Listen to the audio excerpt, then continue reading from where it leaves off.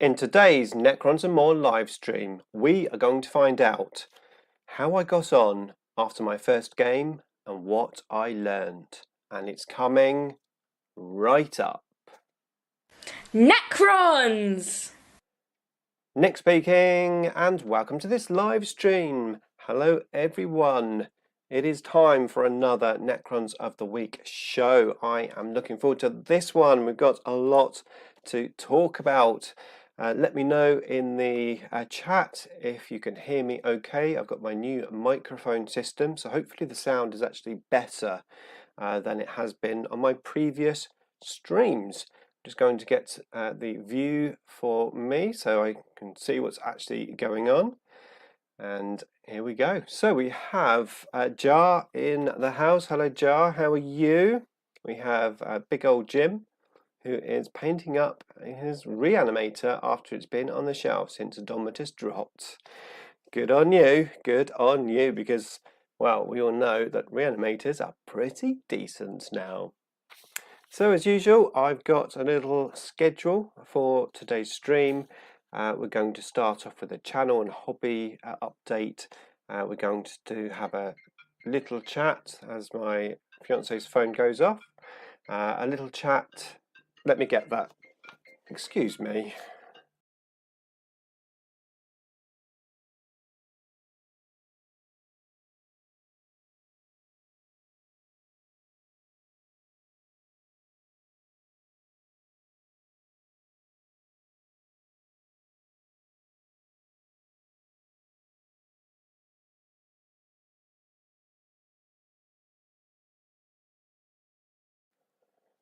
Apologies. I'm back. I'm back. My fiance has vacated to the bedroom and she left her phone here, so that's what happened there. Right, hopefully you can hear me. So yeah, back to the comments. I've been totally thrown off, but there you go. That's what happens when you're live. Sorry, can't stay, says Martin. I'm working, but I'll catch the stream after work. No problem, Martin. Stupid phone. Actually, you're right. All phones should be turned off, right? We're recording. So yeah, I'm going to have a little chat about the Dominion War event, which is coming up very soon. We've of course got Necrons of the Week, we've got the Charity Raffle winner, and Tactical Corner, which I am looking forward to, because today I'm going to be talking about what I learnt basically from my first game. Now the sun is out, as you can see, it's just about to go down, so yeah, hopefully you'll enjoy the view as the sun goes down on me. Yeah, July already. Can you believe it? June. Wow, what a crazy busy month that was, both hobby and personal life as well. Sort of every birthday under the sun. My daughters, my fiance's mums. It was our anniversary of when we first met as well, so it's been really busy, a really expensive month, but it has been fun. And of course, hobby-wise, we had a 10th edition release. I did a few live streams where I painted my Annihilation barges, which I managed to do in the live stream, so that was awesome. So yeah, it's just been a fun, busy month. And yeah, that's it. That's that update. I feel like I'm really stumbling in my words. I've been totally thrown off by the phone going off. Still wanted to leave a like. Oh, thank you, Martin. Hello, Dave Collier. How you doing? Right, so channel update. So I'm very pleased to say that the channel is growing nicely. Fast approaching 27,000 subscribers, which is just amazing.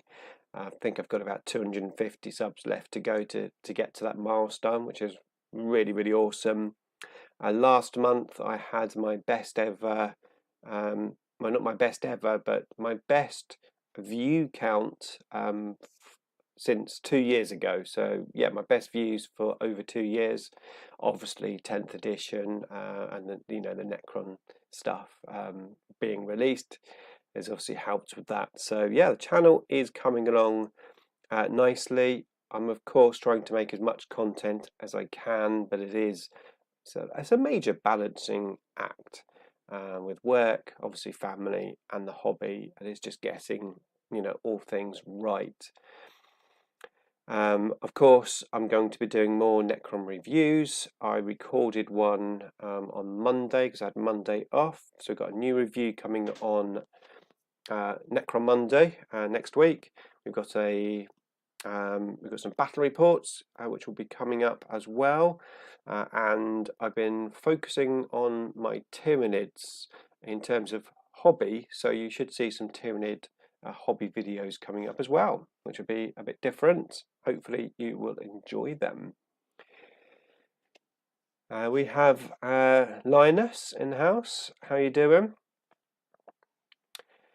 So hobby, let's talk about hobby then. So yeah, I have been building my Tyranids because I split 2 boxes of the Leviathan box set with Richard, so I had 2 halves of the Tyranids to go with my Tyranid army.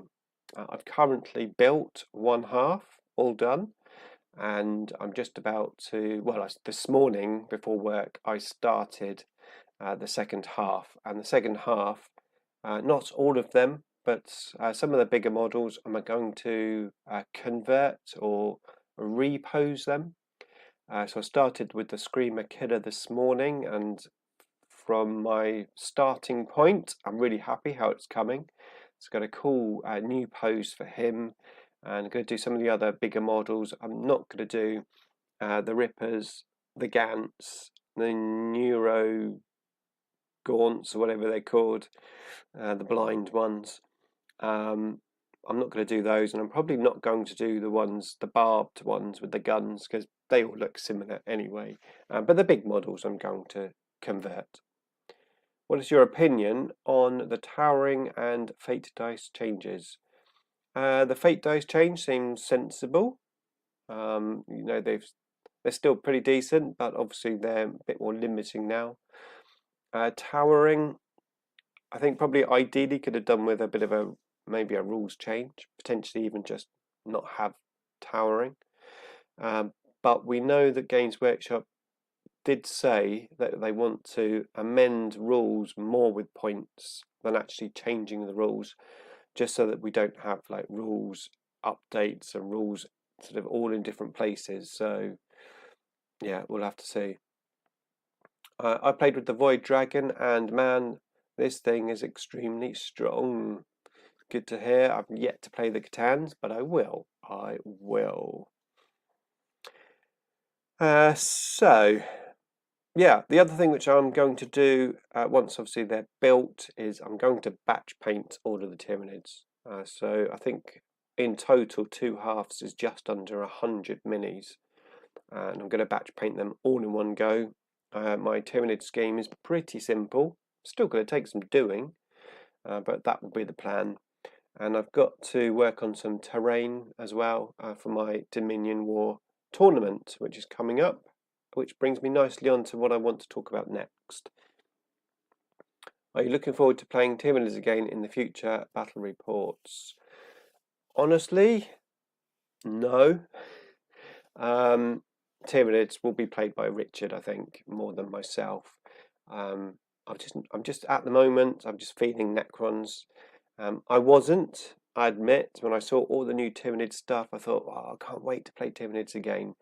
And then as soon as we got all the Necron rules, it's like, nah, I'm not interested in them. I just want to play my Necrons. So Richard will be commanding the Necrons. I might do. I definitely will when Richard and I play the box set against each other. We're going to play the Leviathan box set, and I'll do the Tyranids then, but that's probably the only time. Hey Nick, how's things? I'm very good, thank you, Nick. A different view, miss the old house. Yes, it is definitely a different view. No blinds. So, yes, the Dominion War. If you don't know, this is my yearly event that I do, where some YouTubers get together, play some games, meet up, get to know each other, potentially, you know, organise collabs and stuff. Just like a fun event. And we did it last year. Last year was the official Dominion War one. I did do another event before lockdown, but it was just a get together and it wasn't actually an event. So this year is the second year, and we've got quite a few more people. Altogether, there's going to be 16 of us. I think last year we had 10. I think it was 10 or, yeah, 10. So we've got some very cool special guests coming, which I'm very excited about. So I'm going to run through the list of who we've got coming confirmed at the moment. So, of course, we have the one and only Richard from CM Wargames, who, of course, is my moderator in the chat. So say hello to Richard. We've got Mr. Planet 40k himself. So yeah, Carl's going to be there. He came to my previous event, of course, as Richard did. So looking forward to meeting him again. We've got we've got Aaron, who is Carl's buddy, who runs his Demons channel, Planet 40k Demons. I'm not sure if that channel's up yet, but he's going to be running it. So he's going to be there. We've got Kevin Porter from the Hobby Corner. We've got Mr. Voldemort himself. He will be with us once again. We have Bill from Warzone Morlock 40k, who came to my first event, but not last year's one. And then we have Dom and Tom from Black Toad Studios. Awesome guys. I've met them both. I've played games against both of them. Really, really nice guys. And then we have Darren from Twisted Dice, who won my first event and came second last year because I won it with the Necrons. Excuse me, eyelash. Then we have Big Mech Dan Skull, and we have Rich coming, one of his moderators, and then we have a comrade of Warzone Morlocks 40k. So he's coming. I've got it is Vianetta Dave. That's what I've got his name down as. And then we've got Rory from Shed Gaming, who I've already got a game booked with him in July. So we're going to be playing in July. Battle reports will be up. We're going to play 2 games. So it'll be one on my channel, one on his channel. And he's coming to the event as well. That's 13. So I've got 3 spaces left. We've got a few maybes coming. And if they can't come, the rest will be filled up by the rest of the team from Shed Gaming, because I think there's 4 of them on their channel. So yeah, it's going to be a lot of fun. Henry Cavill confirmed.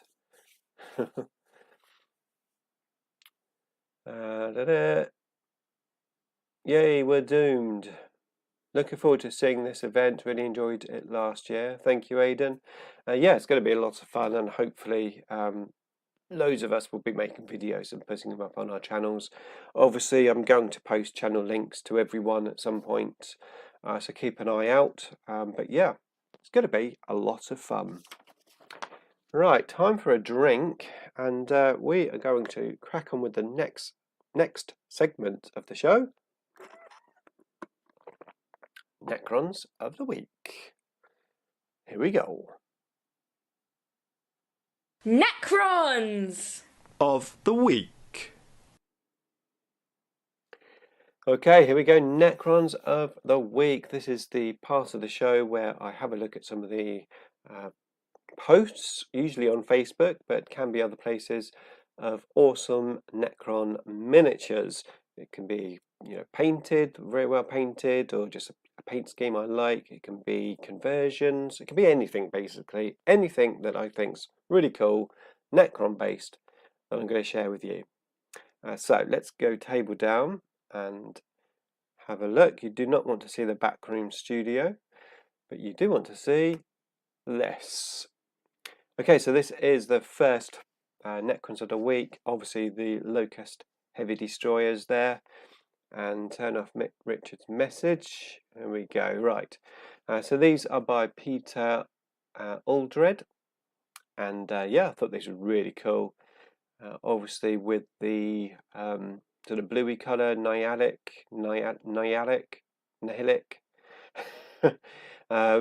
They're really nicely painted, and obviously the contrast of the orange with that sort of bluey, greeny colour just works really well.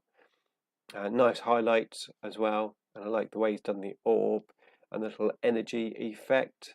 Usually when I do my energy effect, I do it all over, but obviously on this section here, but he's done it just on the middle, and it works really well. I think we've got a few other pictures.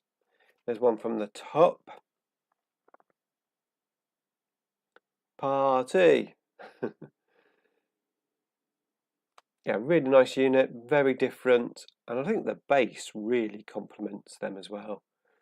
Nice contrasting colour for the base. Trying to figure my third army out between Grey Knights or Chaos Imperial Knights. Good luck with that. Picking armies is always hard. Excuse me. Nihilak. That's how it's pronounced according to the Infinite and Divine audiobook. Fair enough. So next we have some Necrons painted by Tyler Madison. And of course orange and white Necrons, which I've seen quite a few Necrons painted in these schemes, and I thought these were one of the best ones. The white seems really, really smooth, very, very nice, and of course those scarabs, look at those scarabs. 3D printed ones, I'm assuming, because obviously they're not actual Necron ones. Even the big old-fashioned sort of scarabs don't have those flying wings. But yeah, I really like those scarabs. I thought they were really, really cool. Let's see if we can just zoom in a bit. Here we go. There we are. Look at those. I love those. Really, really nice. But do I need more scarabs? I mean, I've only got 63 bases. It's not enough, is it? Orange and white, I really like. Really, really works for me. I cannot get my words out tonight. To be fair, I've had a very long day today. It's been tough at work. Anyway, I'm not making excuses. I just mumble, and that's it. Right, let's go to the next one. So the next one is a conversion, and this is by Gordon Burns. And let's just see what he says about it. The open wings are a nice touch. Yeah, I really like the open wings. So this is a Cryptek stroke Chronomancer kit bash. Was thinking he could be an Orokin proxy. Just wondering if you've got any suggestions to make it look more like Orokin. We have the towel, which is obviously very Orokin-esque. The staff probably isn't quite Orokin, but I think you could use him as an Orokin without an issue. I mean, no one's going to say anything. But the conversion work is really nice. And obviously you've gone to town on the leg here, cutting it off, angling it, and green stuffing in the little joint. We've obviously got a tentacle maker for the little towel. It just looks really, really cool. I think you've done a great job. I am liking it. Like in the 3rd edition codex, I always loved that colour, but white is an evil colour. It isn't an easy colour to paint, that's for sure. My Eldar are purple and white. Yeah, it's a tough colour to paint. He looks like a ghost. But a ghost, eh?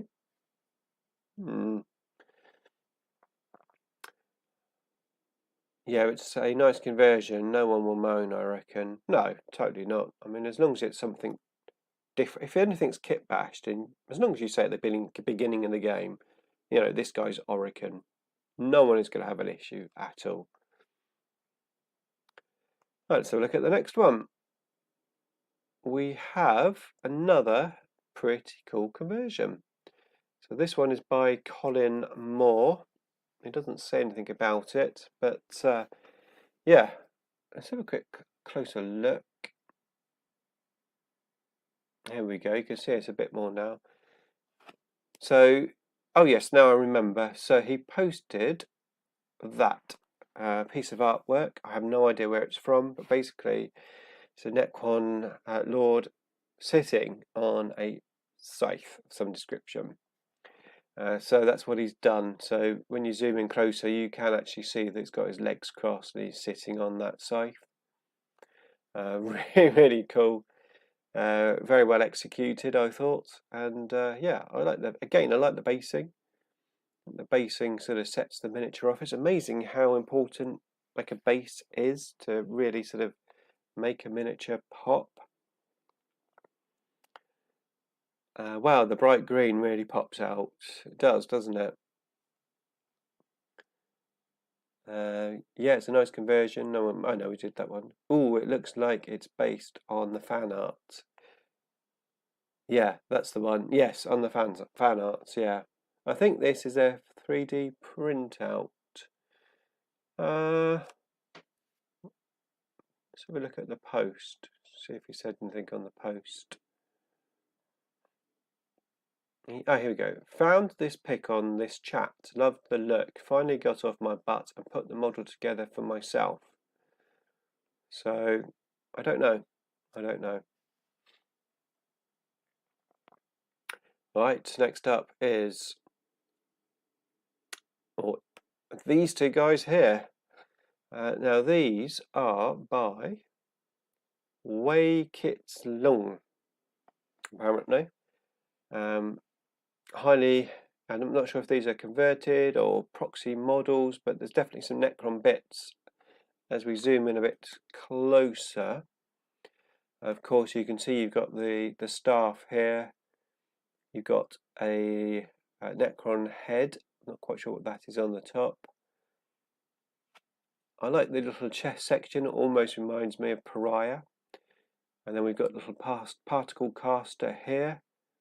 So there's definitely some Necron bits on this one. Same with the other one. You've got obviously the cryptic head and then a little, I think these are from the Chronomancer. So very cool conversions. We've got I think by the looks of it, these are from the Scorpec destroyers, potentially. Two of them stuck together. Very different, that's for sure. Hardcore Tomb King vibes from that, I assume. Wraith. Yeah, I don't know. Obviously, it does look like it's got a Wraith body, but it's hard to say. But yeah, I'm assuming it's a Wraith. Either that, it is some form of character. I mean, looking at the bits, I'm sort of thinking Chronomancer because there's quite a few Chronomancer bits on there.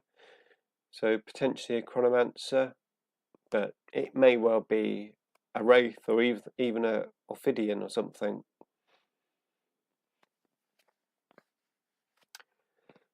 Now, usually we have an obligatory, what's the word, a look at a Void Dragon, because there's always a Void Dragon painted and posted somewhere.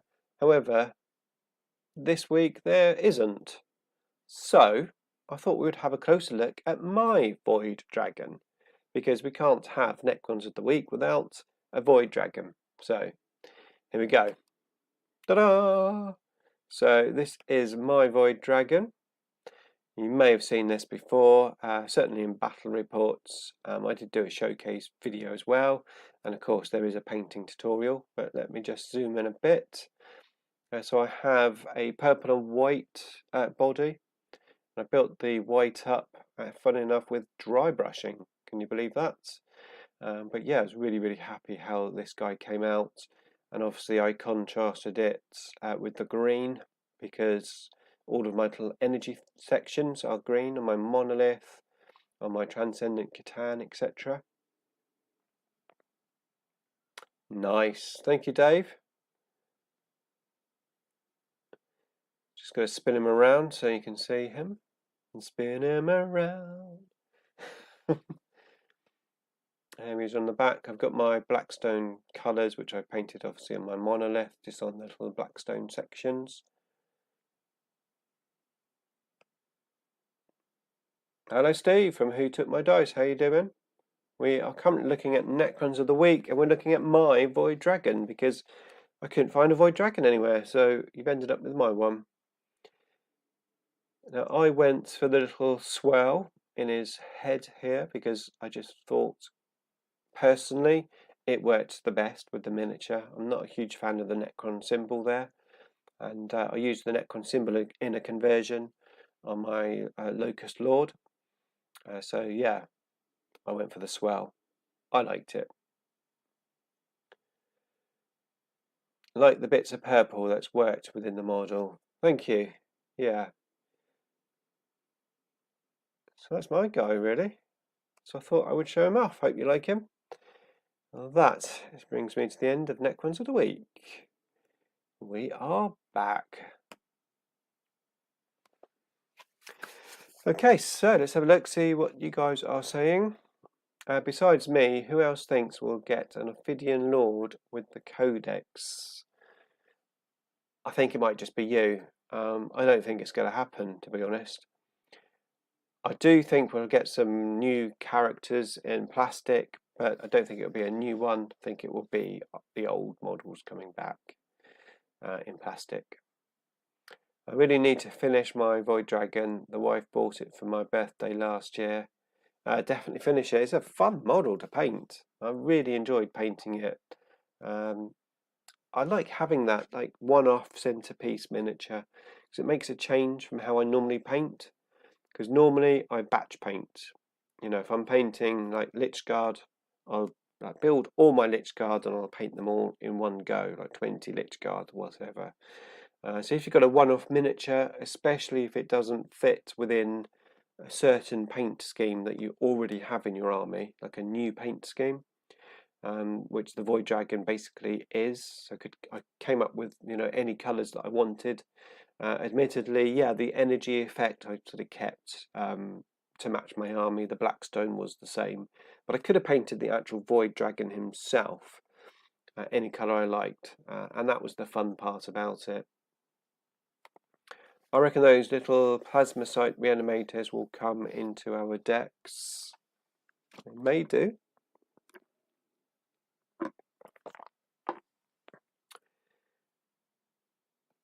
Okay, let's see what else we've got. So, you may be aware that I've recently done a charity raffle. It was on for a month, and I was giving away some miniatures that was donated to the channel by David, who came to my house one day. We played a game. He donated these miniatures that were painted by Siege Studios, and the idea was to raise as much money as we could for charity. The raffle has finished. We have a winner, and we're going to take a look at how the charity did. But I think first of all, I would like to say a massive thank you to everyone. Obviously, everyone who bought tickets, because I really appreciate that. But also everyone who liked the video or shared the video, just basically got the word out there. Which was really nice. So thank you to everyone. I had quite a few YouTubers share the charity event on their community tab as well. So yeah, we got the word out there, which is great. In my mind, I wanted to sell 100 tickets. The tickets were £5 each. So I was aiming for £500. So let's see how we got on. Right, here we go. We need to go table down again. And ta-da! So yeah, we raised £550. Now, bear in mind that's the company that I used to do the raffle without any legal issues. They take all the hassle away for you. Do take a 10% commission. So we've ended up with £495 to go to Mind. And I am going to pay the postage to post the models out. So that's my sort of contribution to it. So yeah, £495. Well, actually, we sold 110 tickets in total, which I thought was awesome. So yeah, I'm really happy with that. I know David is happy with that. And of course, we have a winner, which I'm going to tell you who won in a second. Well done. Thank you very much. As Necrons is so much about characters, I think we will get so that we can put it in Ophidians and Locust units. Maybe, but then it's like, I want a Wraith character. Can't we have a Wraith character? That would be cool. So let's find out who won. Now, I have to say, I was unable to do the draw. So the company who organised the raffle just did the draw for me. So they basically emailed me this morning after it finished and said, it's ended, you've raised this much, and this is the winner. So I've written the name down, we're just going to have a look at it. So the winner is ta-da, Martin Enever. So congratulations to Martin. I have emailed him and I've got his address and I'm going to be sending out the prize next week. And once he receives the prize and accepts it on the website, then I will receive the money and obviously I'll donate that. And I'll take a copy of the donation and post it on my community tab so that you can all see that I did donate the money to charity. So yeah, there you go. I thought that was really successful. What have I done there? There we go. I thought that was really successful. So yeah, thank you everyone. I really appreciate it. Oh well, David Butler has said, well done to the winner. Thanks again, Nick. No, thank you, David, because without you donating the miniatures, we would never have done that. So yeah, fantastic result. I thought really good. Okay, so we are halfway through the stream. I normally stream for an hour, so we will finish at around 10 o'clock. And we're going to move on to the next segment, which I'm pleased to say is... Necrons! Tactical Corner. It is the Tactical Corner. And today we are going to talk about what I learnt from my first game of Warhammer 40k 10th edition, with of course the Necrons. Necrons! Yes, the Necrons. Don't think we will get canoptic characters, but the different from the Destroyer cult is plausible. Okay, so I am going to do my usual. I'm going to record this and I'm going to... I've just had a look. I've seen like a big black bag outside. Is that a black bag? What is that? It looks like a big black bag. I have no idea what that is. Right in the corner there. Anyway, distracted. So... I'm going to edit this stream so that I can make a video on it so that people basically that don't watch the stream can enjoy the content. That's the plan anyway. We'll see how it goes. Okay, so let's do this then, shall we? Let's do this.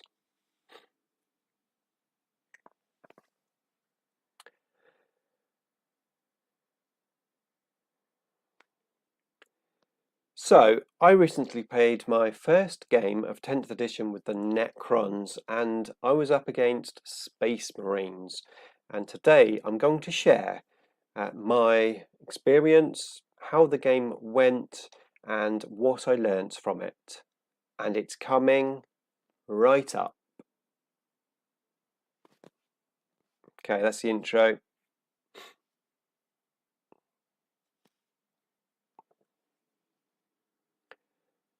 Nick speaking, and welcome to this video. Well, actually, this is clips from a live stream that I recently posted. You can see the live stream linked in the comments below if you want to check it out. But yes, today we are going to run through my first game of 10th edition with the Necrons. We're going to have a look at what I learned. So first of all, I'm going to have a look at my list. We're going to just run over what my list was and what it was all about. Now, obviously, as the first game, we were only play testing.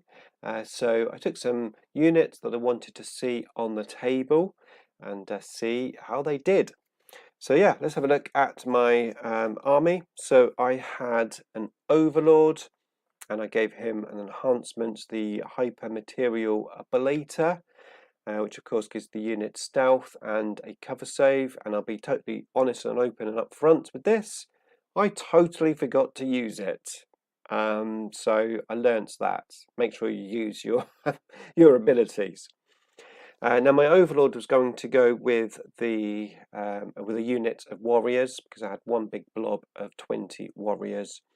And with the warriors, I was also going to have Orokin with them as well. So obviously give them the 4+ invulnerable save, and then have the Resurrection Orb on the Lord.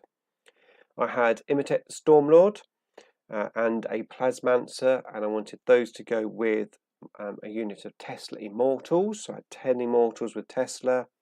Then I had another Plasmancer to go with 10 Gauss Immortals. I wanted to try out Immortals with Tesla, and also, of course, with Gauss, and I wanted to try a big blob of Warriors. So that's what I took for battle line and for my HQs.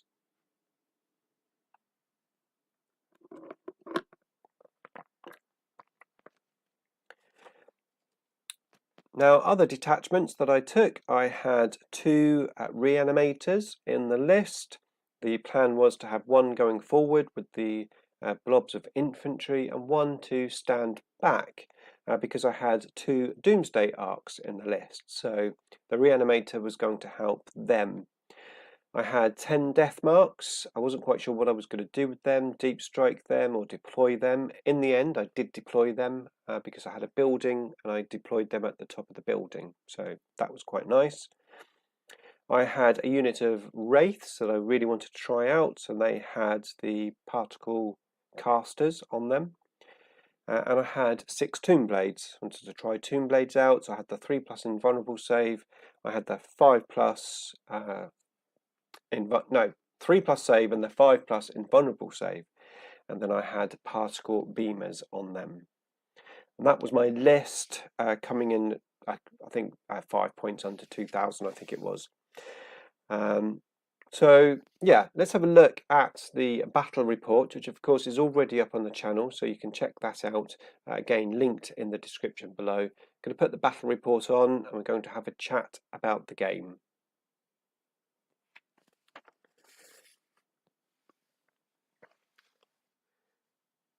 Thanks, Nick. Great job. Oh, congratulations, Martin. Martin is in the stream. Hello there. How you doing?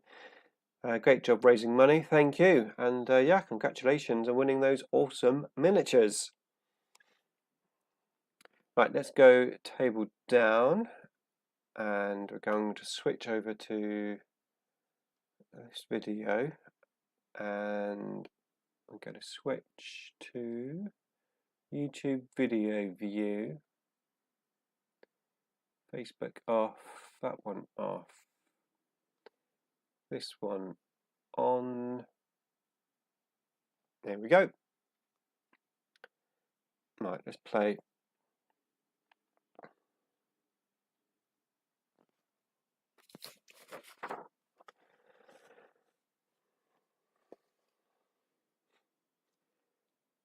Okay, so let's start with the units which I really loved in this game. The units which I thought performed really well, and that was the Doomsday Arcs to start with. Now, I admit I did get a few lucky saves at the beginning of the game, because Richard had turn 1, and rolled a few 4+ saves. I may have lost a Doomsday Arc if I hadn't got those saves, but even so, the Doomsday Arcs performed really well. I mean, they did a lot of damage. They, with that 4+ invulnerable save, without having to use a CP to get it, was really nice. And also, just standing still and obviously hitting on those 2s was fantastic. And of course, with the way the reanimation works now, getting those wounds back with the reanimator nearby, that works really well. And even if I moved them, I was still able to shoot reasonably well with them. And admittedly, on my D6 shots, I rolled pretty well. I don't think I rolled any less than a 3, so 4 shots in total. So yeah, I love the Doomsday Arcs. I'm definitely going to be playing them again. I know a few people have been raving about Locust heavy destroyers. I still think they're just a bit too squishy. I had this problem in 9th edition where my Locusts were just targeted and killed very easily. I think the Canoptic Reanimators just don't quite do enough damage. So at the moment, Doomsday Arcs are my heavy support choice. That may change, but at the moment I'm thinking I really like them. Now, the next unit which I really loved, no surprises here, were the Reanimators. The Reanimators did so well. Admittedly, Richard didn't target them at all, not in the whole of the game. At the end he did, but he only targeted them because I moved it onto an objective and he had to kill the unit for the objective to get points. And that was the only reason why he targeted them. Probably because there was just more threatening units around than just a reanimator. One was sitting at the back behind a piece of terrain anyway. That was helping out my Doomsday Arcs. And the other one was pushing forward. But there was lots of targets. So yeah, really loved the Reanimator and the Reanimator's save, of course. They've got that 4+ Feel No Pain. Really nice. And the aura, of course, 12 inches is a nice big bubble. We're going to talk more about reanimators when I assess what I learnt a bit more. So next, the third unit, because there were 3 units which I loved, and the third unit was a massive surprise to me, and that was the Death Marks. 10 Death Marks, which I thought did really well for me. Again, I played them fairly conservatively. I just put them in the building and just shot with them.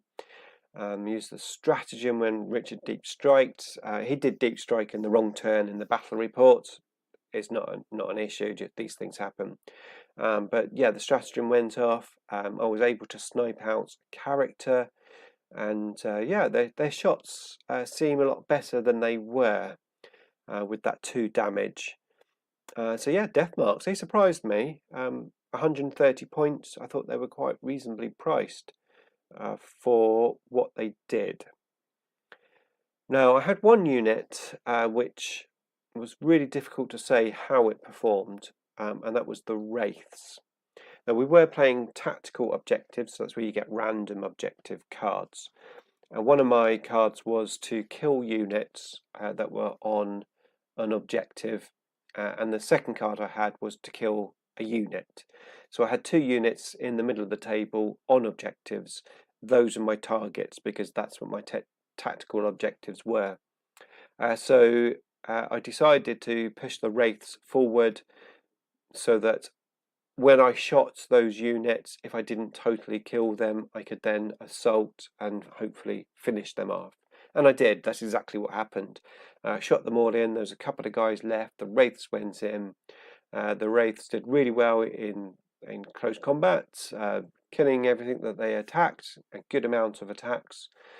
However, they were then left there standing like a lemon, and Richard surrounded me with all of his units.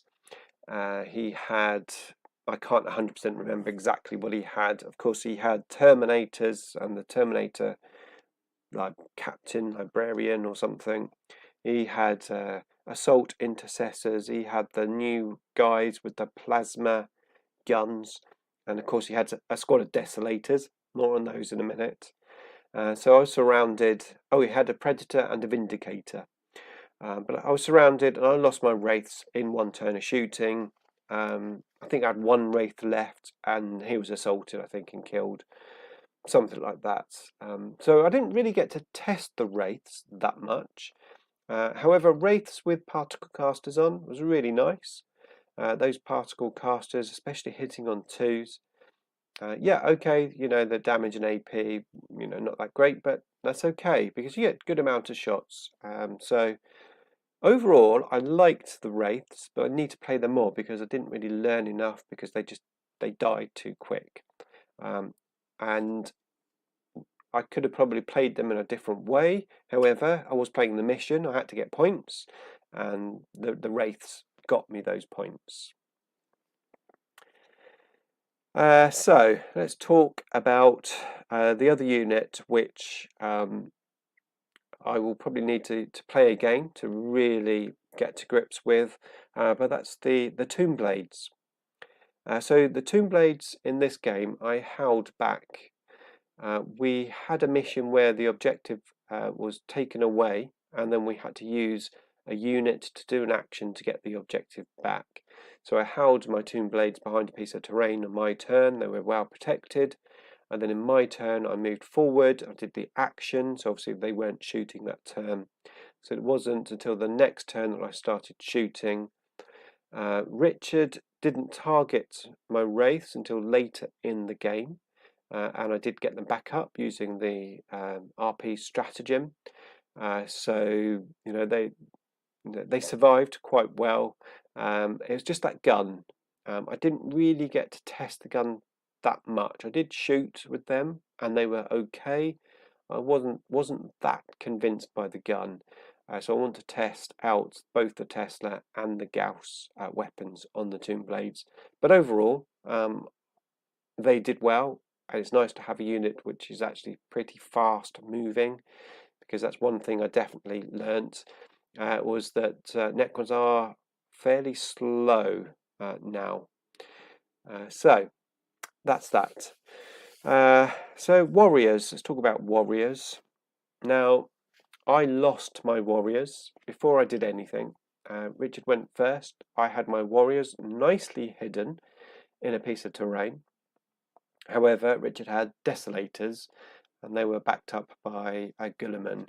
Now this, of course, was before the points increase, so when they were really cheap, and he was using a stratagem to give him a free, whatever it hit. No, he's using something to give him a free stratagem. Basically, lots of shenanigans. He had loads of dice. They were critical hits on a 5+. He did Oath a Moment on the unit, so he could re-roll the wounds and re-roll the hits. Basically, I lost 20 warriors, and I lost the characters that I had with them. However, this is another honest put my hand up. I cocked up again because I actually put my characters in the wrong unit. So I was supposed to have Orokin and the Overlord in with the warriors, but I accidentally, somehow, on deployment, put Imitek the Stormlord and the Plasmancer with them.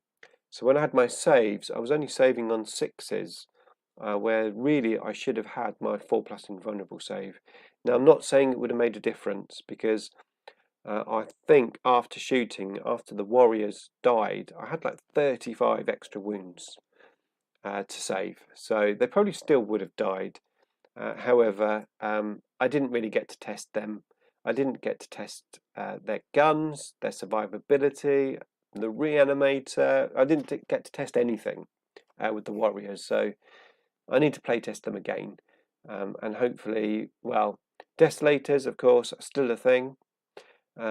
Just they're more expensive in points now, so at least you probably won't see quite as many. I think Richard will still take one unit, because those Desolators basically killed most of what died was killed by the Desolators, with the exception of the Wraiths and a couple of characters. And then, excuse me. So yeah, now the Desolators killed, as I said, the Warriors on turn 1. They killed 1 unit of Immortals turn 2. They killed another unit of Immortals turn 3. And then they targeted my Tomb Blades turn 4. I think it was the Tomb Blades or the Ghost. I think it might have been the Doomsday Arc. But basically, each turn I lost a unit from the Desolators.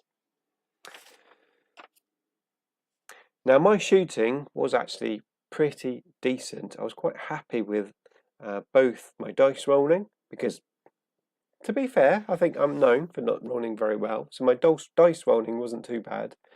And overall, I felt the performance of the guns that I had were pretty decent. Not amazing, not like Desolator amazing, but pretty decent. Now at the end of the game, Richard only had Guilliman and his Desolators left. So my shooting must have been pretty good, because I didn't really kill much in close combat. As I said, the Wraiths got into close combats, but most of the death was by my guns. The Desolators were hiding, behind a piece of terrain because they didn't need line of sight.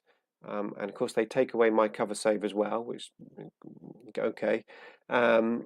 So it wasn't till the very end where Richard realised that he was lacking on some of the primary objective scoring that he started to bring them out. So yeah, that's how the game went. I won't spoil the end result in case you haven't seen the game. Check it out in the link below.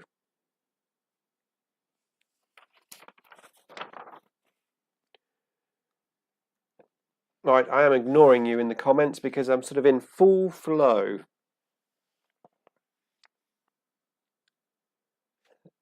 Richard, do you think Nick will whine that much about your Marines? I watched the full video earlier. Great battle reports. Thank you, Ewan. Hellblasters assault intercessors. Yeah, Hellblasters, that's the one. Was it nice having only 2 secondary objectives rather than 3? Well, it was slightly weird because although we only had 2, we had the mission where you could select an extra card and then disregard one of them. So effectively we were selecting 3, disregarding 1 and having 2. And I think the dynamic of that game was different to only having 2 cards when you're selecting them. So I think it's going to be a lot tougher if you've only got 2 cards. Yeah, so we'll see. We'll see how it goes. All right, so let's continue with the next section. Oh, yes, right. So, what did I learn? Well, maybe before we discuss that, I want to share a Facebook post which I saw a few days ago, which, well, I thought that I thought that the comments on this Facebook post were, well, pretty in line with what I was thinking. When I can get my words out. Right, we are going to go table down again, and I'm going to stop that back rep, and we're going to go to this.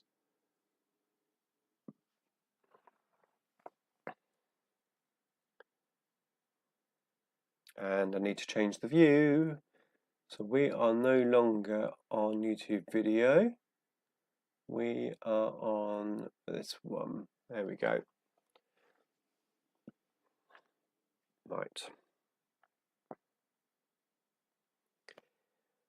So this post was in the competitive Necrons 40k group.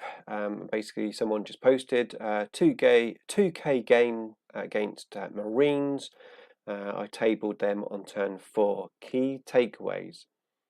Flayer is the gun for warriors, if not running Xeris. -1 AP ends up almost always negated by cover. So interesting. I put flayers on my guns, on my unit of warriors in the first game, mainly for the range. But as I said, more playtesting needed. But I thought that was interesting. Locust heavy destroyers are kind of squishy. Best to have a Locust Lord with hypermaterial ablator. So interesting. So obviously, if you can have your Locust Lord with that enhancement, but then does that mean you can only have one of those units in your list? Rather than 2 or 3 units, because like I said, I think they are quite squishy. At least I have found them to be. I need to play test them again, of course, in 10th edition, but that's my experience. He also says, imitate the Stormlord is way better than people seem to realise. Not me. So I was pleased to see this because I thought, well, maybe I'm the only person who thinks Imatech is half decent. As I said, I can totally understand why the Overlord, of course, potentially even Lord, is a standout with the Resurrection Orb, but definitely don't dismiss Imatech the Stormlord. Defense is generally better than offense. Take the Technomancer over the Plasmancer. Now, this is something which I definitely agree with. I think taking defensive characters is the way to go more than offensive characters. The Plasmancer, the Plasmancer in maybe certain units like the Immortals, giving you the critical hits on a 5+, it works. But if those Immortals are dead, then it's not going to work.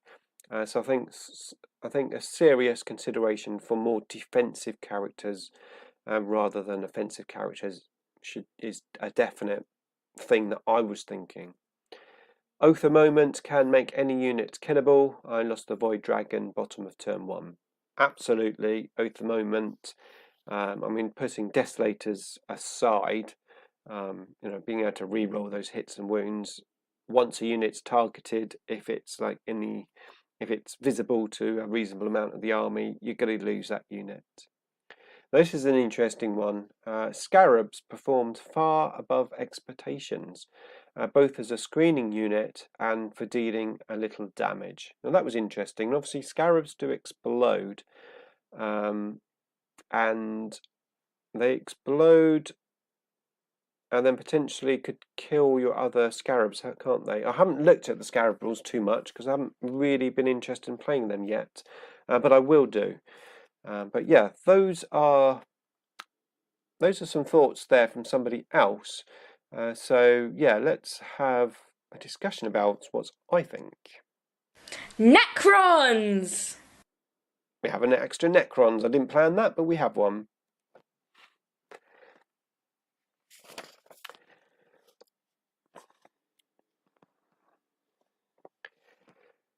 Okay, right camera. Okay, so the first thing, which I must admit is a bit of a minefield, is characters. Now I had 5 characters in that list, and I have to say, probably because of the Desolators, the characters really didn't do a huge amount. They were easy assassination points because Richard was taking out my units, say 10 Immortals, gone. The characters either killed with that round of shooting or just left standing there like a lemon. And then when he got his assassination card, he came in and assassinated all the characters. So my head is spinning a bit on characters. Obviously, we do need characters to help boost and make units survivable, buff units, make them more defensive, etc. But I'm very wary of taking too many characters, and I'm definitely going to play test more games. Obviously, I said I've only had one game, but I'm going to play test more games, and I'm gradually going to reduce the characters in quantities. So I started with 5. My next list is going to have 4. And I'm going to gradually go down in characters until I only have 1. I think when I play one character, it would probably be Illuminor or maybe a command barge, because playing a list where you don't rely on characters maybe could be the way forward. So lots of thinking. Yeah, characters. It's a bit of a minefield.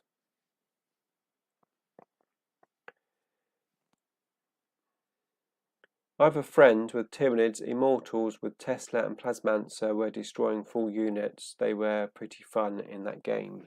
Going to be talking about those in a minute, indeed.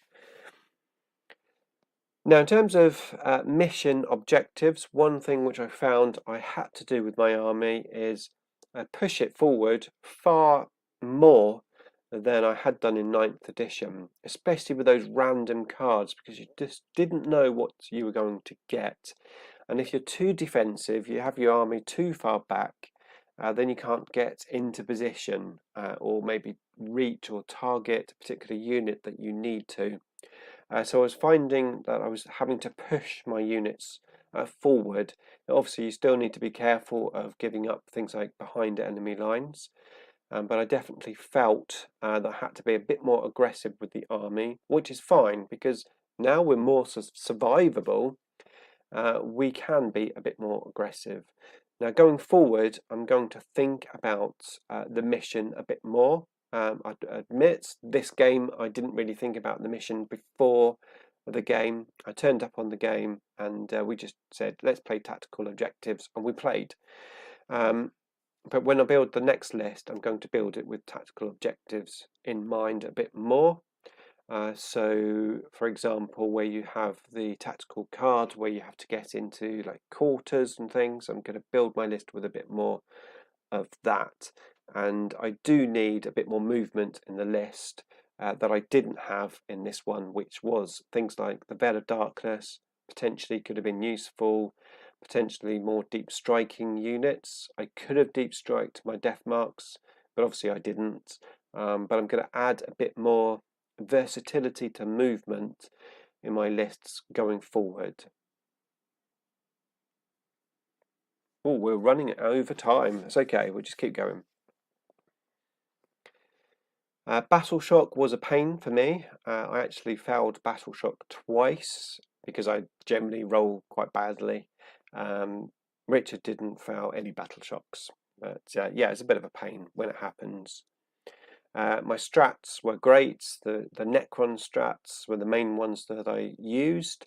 I did use a command reroll, and that was only, well, I didn't actually use it. I was going to use it, and that was on my Wraiths assaulting. So I saved a command point. If they failed their assault, I was going to reroll it, but I wouldn't have rerolled any other dice. The stratagems for Necrons are just so good. I wouldn't want to waste a CP on a reroll. Now the guns on Immortals, difficult to tell. I didn't get too much shooting. I think I only had one round of shooting to compare. I felt that the Gauss guns were better, but then I had my HQs in the wrong units, so it's difficult to tell. I need to play test them more, but I felt potentially the Gauss guns were better. Like I said, Warriors I need to play again because I just didn't get to play with them. Reanimators. Now, as I said, Reanimators performed really well. I haven't seen many lists with 2 Reanimators in because obviously one Reanimator has a nice bubble, 12 inches all round, could potentially do all of the job that maybe 2 could do. But where I was pushing my army forward quite a bit, I still like the idea of 2 Reanimators. I'm going to play it again, 2 Doomsday Arcs with a Reanimator at the back, and then another Reanimator pushing forward. I think it worked well, but what do you think? Do you think 2 Reanimators is too much? Let me know in the comments box below. So Tomb Blades, like I said, I need to playtest them again, try out the different guns. I'm not 100% convinced which gun is the best at the moment. Doomsday Arcs is a definite yes for me. They're going to be in my lists pretty much all the time. and death marks were definitely my biggest surprise unit. I want to play 2 units of death marks with a hex mark destroyer. However, I only have 1 unit of death marks at the moment, so I might have to proxy them before I get the models. But yeah, death marks, my biggest surprise, and I'm definitely going to put death marks in my future lists.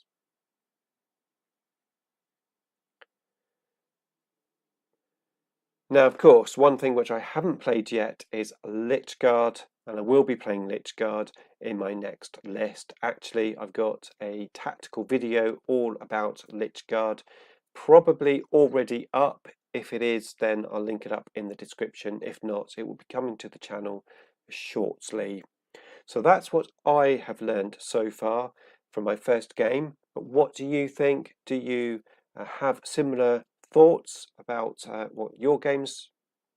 Do you have similar thoughts about your games? Are they a different experience to mine? Let me know in the comments box below. In the meantime, here is a playlist featuring some of my 10th edition tactical videos. Okay, I've just about got the words out. I managed to catch your stream. Thank you very much, Bastian. However, we are coming to the end of the stream. Actually, we've run over by 6 minutes. I am going to have a quick look at your comments because I've been totally ignoring you. Sorry about that, but I was on a roll. Hopefully you enjoyed the little tactical corner there, and as I said, I'm going to edit that into a video as well. Right. Let's have a look. Loads of comments. I'm going to have a look at the comments after the stream because I have somebody who needs to get into the room. So that is it from me. Thank you for watching. I really appreciate it. And hopefully I'll see you in next month's live stream on the first Thursday of the month. See you later.